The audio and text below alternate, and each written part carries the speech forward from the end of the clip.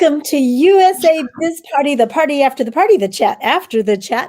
I am your host, Anna Scheller, and it is a delight to have you with me. I want to say thank you to all of you who are watching us live and also to those who are watching the replay. I know we have a couple of folks here. So if you will say hello in the chat, we will stream your comments right across the bottom and say hello back. We're so delighted to have you with us today. And today we had an extremely, oh my gosh, it was an amazing chat all about colors. And, it was, I'm just going to introduce our guest because Sue was amazing. She did have tech issues going on, but I have to tell you, it was so refreshing to have her join us. So Sue Thompson is with Catch Designs. She is a social media expert. She has a marketing agency in the UK, and she's a digital trainer for Digital Advantage. And I just found out she is being shortlisted in Digital Women for being a digital freelancer. So, Sue, welcome to USA Biz Party. Hello. Nice to be with you today. And Sue has also been my buddy when it comes to Clubhouse. So we've shared a few Clubhouses together. So thank you for supporting me there. It's a lot of fun. We've had some great conversations.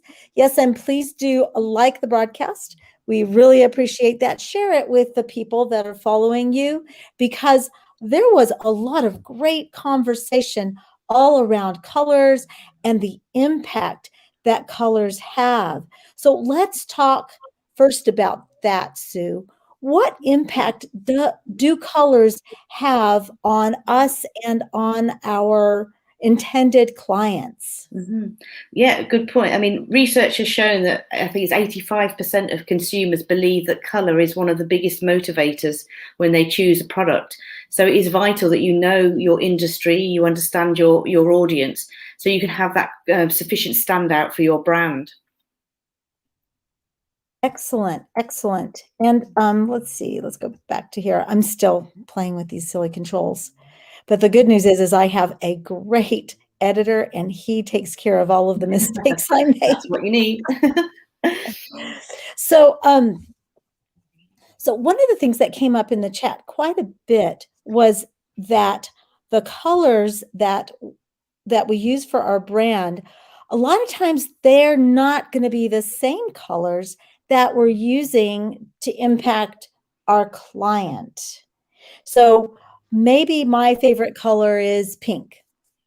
And pink is not one of my favorites, but it's a good color for me. So pink in the corporate housing business might not give the impression that I want it to, or it might, depending on what my message is. So could you talk a little bit about how why the color that I like may not be the color that will resonate with my client? Indeed, yes. I mean, that is an interesting point again, and I think it kind of comes back to understanding a little bit about the niche or the industry that you want to be seen in. A good example is something like sun cream. You'll see a vast amount of sun cream. The packaging, the branding will be yellow and blue to kind of go with the sun, to go with the blue sky, and you could be in a sea of those. It'll be very difficult for you to be seen as a standout brand. So having some thought about your competitors and understanding what market they're operating in can actually send you down a completely different color path, and maybe try something that would really have a huge standout on those shelves next to those products that all look the same. You've got to like your brand. So again, if pink is your color and you really like it, pink has got a very broad spectrum to it. So there's lots of different pinks that you might want to bring into your brand if it's something that you really like, because it's very important, I think, that you have ownership of that and you are proud of the brand that you work with. Oh, I like that. I really like that because, and let's talk about the color pink. So early in the 1900s, believe it or not, so this is to all of you who are watching, pink was actually considered not a feminine color, but a masculine color. And I remember when my husband, somehow, I don't remember how he ended up with a pink shirt. Somebody, I think, sent it to him for Christmas. And when he put it on, it was quite striking, with the right kind of tie and everything. But he was a little skittish about it because pink right now is associated with being a feminine color.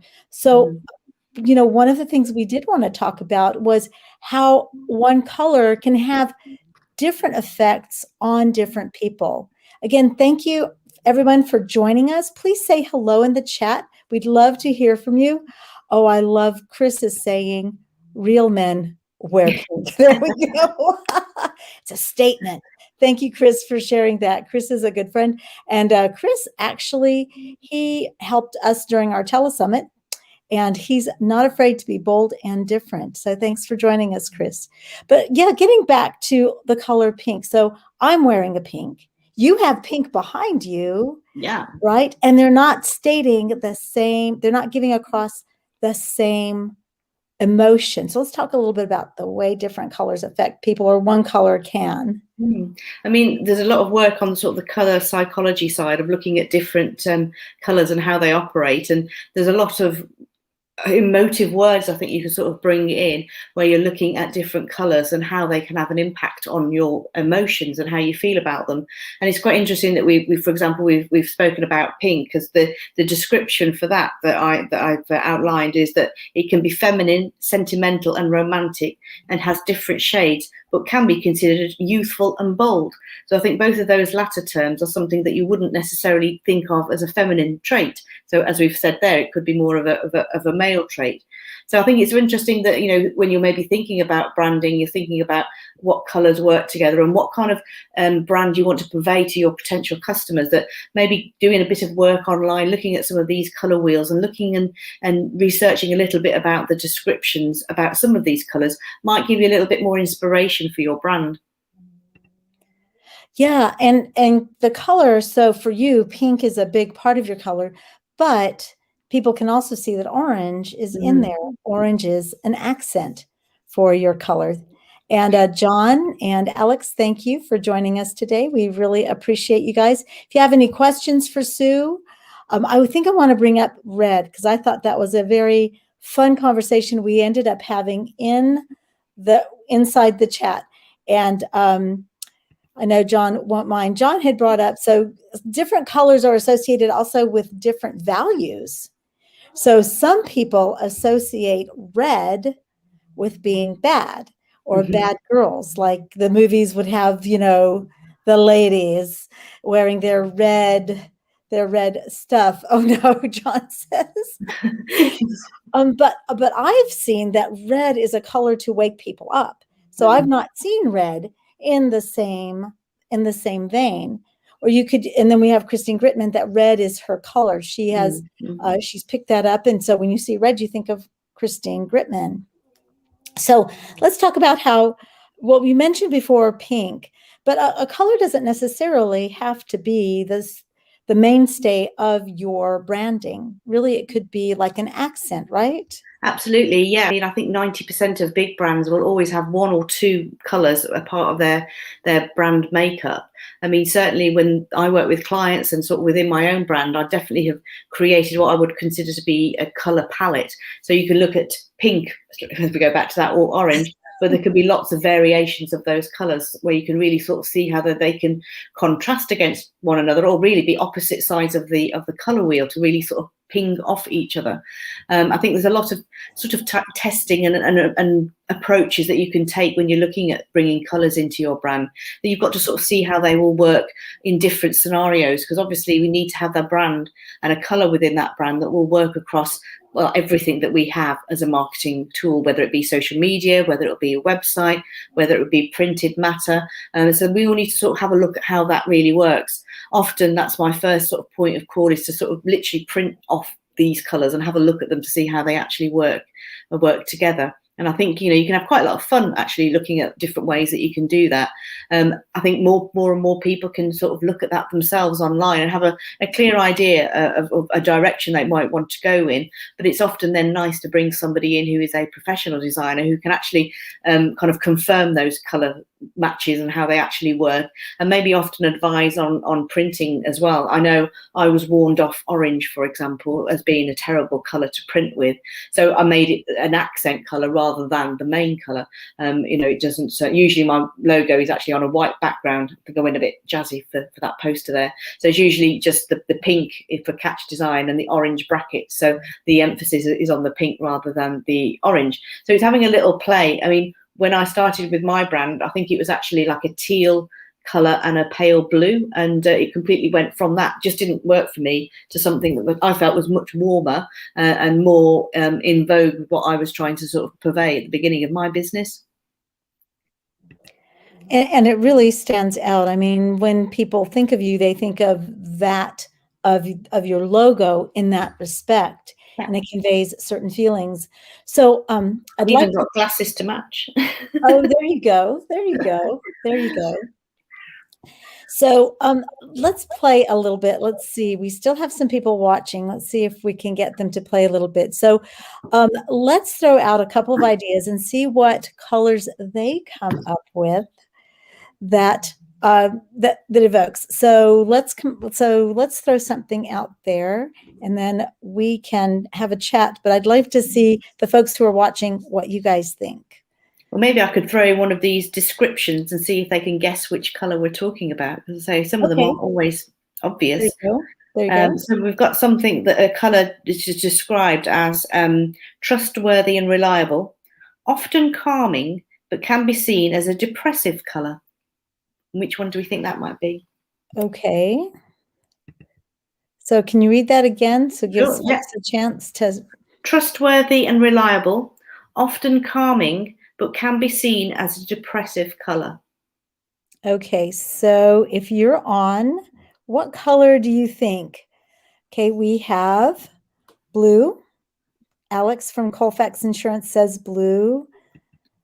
Let's see who else. That would have been my guess. That's my guess. That's the correct answer. I don't think it can build up the suspicion and excitement that much, but I think it's quite interesting that, you do often see a lot of banking and sort of more prestigious companies using those kinds of colours, and certainly a lot of mental health charities as well. And of course, in the UK, NHS is our National Health Service is seen in blue as a sort of a safe pair of hands, if you like. So it's interesting how when you think of brands that how some of these colour descriptions have really played into those.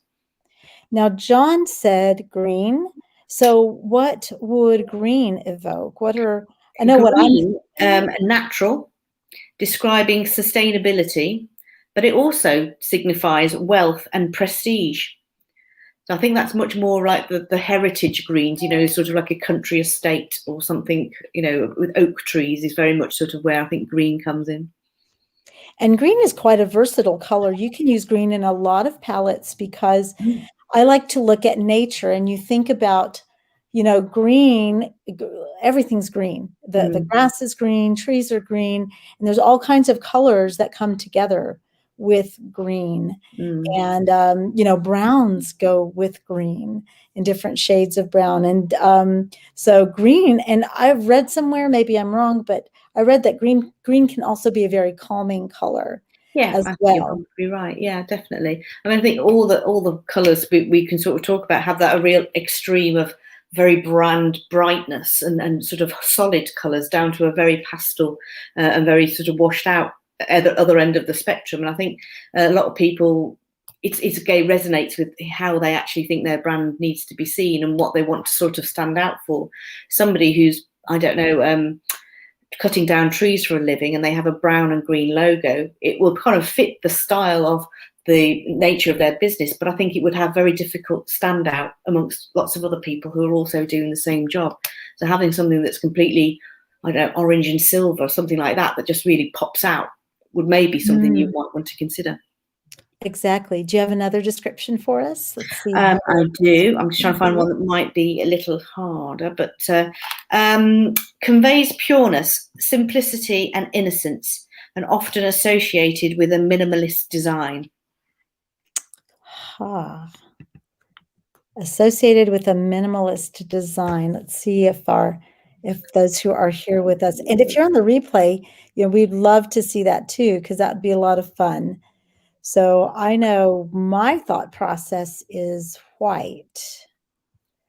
White. Yes. John says white. Yeah. There we go. John says white. Yeah, he's right. It's interesting. I'm just reading a little bit more about it as I had on my computer. It's actually, this is the meaning for a North American culture. So I don't know whether that's interesting with maybe feathers. I don't know, maybe white feathers, or I'm just trying to think of any uniforms. Or...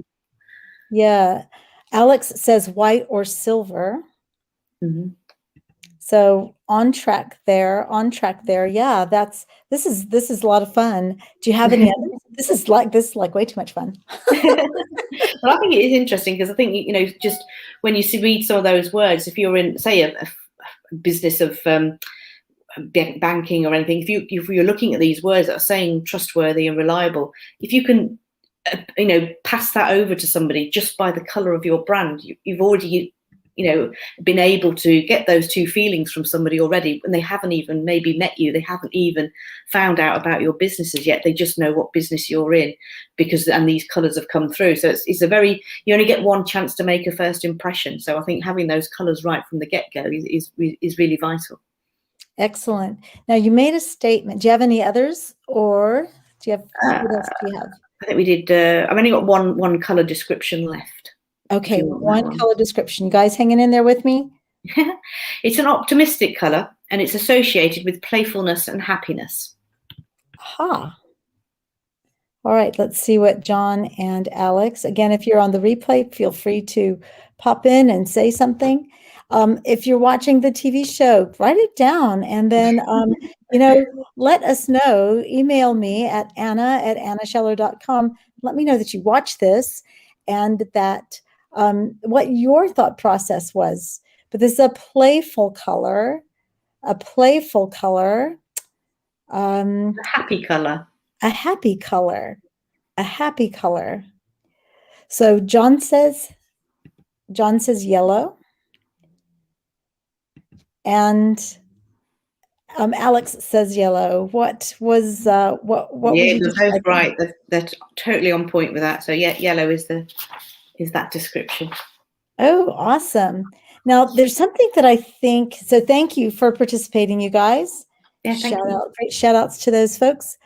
One of the things that came up, and I didn't even realize it, how important colors come into play in your branding, but you talked quite a bit about standing out and looking at your competitors' colors. So if you could go into that a little bit more. So you were talking earlier about the landscaping company using the browns and the greens.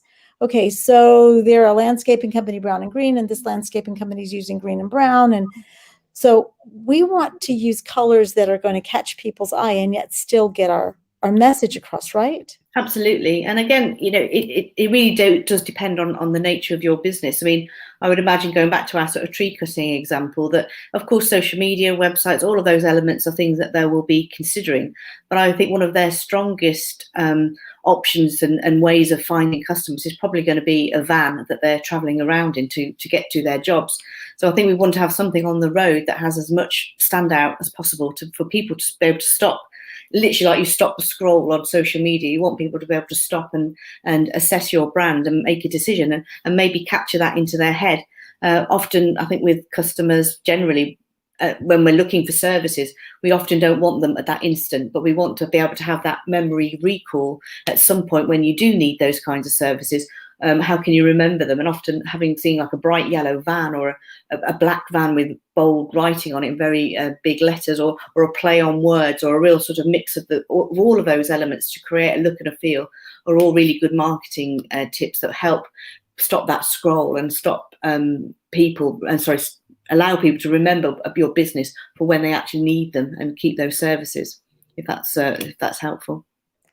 Yeah, you know, it's really funny as you say that, because as I was driving to my home to get ready for the chat, I was driving and I saw this van, and right now it's becoming extremely popular to do, what do they call them, where the picture is laid on top of the van. Like a vehicle wrap. The wraps, that's right. Yeah. And so the funny thing is I saw the beginning of the person's business name, and the gentleman, it doesn't come across as very very flashy to me. I mean, I've done a lot of business with him, but his van was very striking, and it wasn't in an ugly way. What I remember was most of the van was blues and blacks, but there were orange accents. So it's a carpet cleaning company. This carpet cleaning company, the guy is on the wrap and he's wearing orange overalls. And I'm like, I actually took a double take. So I'm like, oh my goodness, I would never have thought that, but he really did a really excellent job of that kind of branding and design. So we're not really talking as much about design, but color and design really, really go together, because you can throw palettes together, but you also have to bring the design in a way that speaks to you. Absolutely. Absolutely. I mean, there's a lot of people, small businesses I work with that, how do I put this? They've created a logo and they will have created some kind of symbol on a coloured background, and they feel that that's the job done. And really, it's so much more than that. It should be developing this brand guidance, if you like, brand guidelines, for want of another word, where you can really sort of show consistency of how your logo and your brand needs to be treated. Say a lot of the corporate clients that I've worked for in the past, we'd have brand guidelines that were that thick, showing you every permutation of a logo on every kind of coloured background, in every kind of scenario, to make sure that everything had been thought through and covered. So your logo and your brand is always seen in its best light. Back in the day, we only had black and white printers, and people would invest millions in coloured brands, but could only be seen in black and white. So again, having that reversed out in black, having it reversed out in colour, all different ways that you need to make sure that your brand can be seen and understood. And a brand can be just more than like that roundel with that logo inside it. It's maybe coming up a little bit more with the strap line, so it's got that bit of connectivity to the actions that you do. And then maybe over time you will become like the Coca-Colas, you will become like the FedEx and the Amazons, where they don't need that strap line anymore, because the power of the visual of that brand that's been consistently used in the correct way across every aspect of their marketing has started to seep into people's minds, and they see that logo now and they know exactly what business it is that it belongs to. Yeah, exactly. As you were saying that, I was thinking of the Coca-Cola logo, and I thought, nobody else does a C like Coca-Cola does. If I see just that C, I don't need to, I'll see the rest of the brand, but I don't necessarily see the rest of the brand to know what I'm looking at. Yeah. And of course, the colors, but even if it was black and white, or when they started to go into all the silvers and vanilla and all of this stuff, they still kept their branding very consistent and their colors consistent. Yeah. Interestingly, I've just got it on screen about Coke, and it says that from the mid-90s, they painted all their barrels red, so tax agents would distinguish them from alcohol, distinguish that it weren't alcohol, as alcohol was taxed, but soft drinks were not. But it was a good move, it says, because they know that red can actually be a trigger for impulse buys. So again, another nod to why red can be quite an effective colour to be used. Wow, yes. And one of the things about the color psychology, we didn't go into it on our live stream, but color psychology is about how colors affect our mood and our actions. Yeah, absolutely. And our actions. I guess that's why red sale signs are usually red and white. Absolutely. I think we're all, under the illusion that we make our decisions about what we buy, but really we're being sort of pushed and prodded by brands and marketing and various other tools all of the time. Smells, they put, the bread close to the front of the store, they put the milk at the back, so you've got to go back to the back of the store to find it. They put the offers on the ends of the aisles. They're all subtle ways of bringing in our eyes to sort of look at their marketing to see what we want to buy, and thinking we've made the decision. Well, often we haven't. I know. And, it takes so much energy to go against that. Yeah. Think about it. I know. We know that the stuff on the end isn't necessarily the cheapest. And we don't need 3 of them, but they're giving one free, so we'll have one. Yeah, exactly. Oh my gosh, this has been such a delightful conversation, and so appreciate your time and sticking with it, even though you had some tech issues. My apologies. Oh, no. We were just talking earlier before how it seems that with everything that's been going on in the world in the last year, pretty much a year, that everybody's a little bit more compassionate, more gracious, Tolerant. tolerant, yes, of the little things that can happen. So, Sue, we're absolutely grateful to have you with us. My pleasure. And how can people catch up with you? Maybe find out more about Colors and their brand? Yeah, definitely. Well, I'm on all platforms. I seem to be more and more platforms that exist every day. But certainly, you'll always find me on Twitter at Catch Designs MGT, or on LinkedIn. I've got Sue Thompson UK. I'm just thinking where else. Instagram at Catch Designs as well. So usually, if you put Catch Designs, you'll probably find me on all of those platforms. And obviously now we're investigating the joys of Clubhouse, and also Twitter Spaces as well, which we've enjoyed some time on together. Yes, we have. And again, we are so grateful. And this Friday at, let's see, it's 11 a.m. Eastern Time, I will have a Clubhouse room and we'll be talking more about this. So if Sue's able to join us, I think that's 4:00 your time. I think it's about that time. Yes, is that on Friday? Right. Yeah, I'll do my best. So so what we do now is we do Clubhouse for a half hour, and then from there we jump into Twitter Spaces on USA Biz Party. So we try to catch both folks. Again, I want to thank you for joining me today, Sue, and for sharing wealth of information. I guess be sure that if you want to catch up with her, first of all, go to her website. That's where you're going to learn the most and the best about her. But catch her on any of the social media channels that Sue's on. Any last juicy advice you can give our listeners? Well, my sort of just little recap top tips were: embrace color theory, understand what the colors mean. It's actually quite interesting, and you might learn something about these colors that might help you. Make sure you identify what your brand is about and align that with the relevant colors. Don't go just off and develop something. Have a little bit of thought about it. Consider what your competitors are doing so you don't blend in with them, but you have a real good standout with them. And create and test, a color palette across all of your brand touch points. See how it looks on Twitter. See how it looks on Facebook.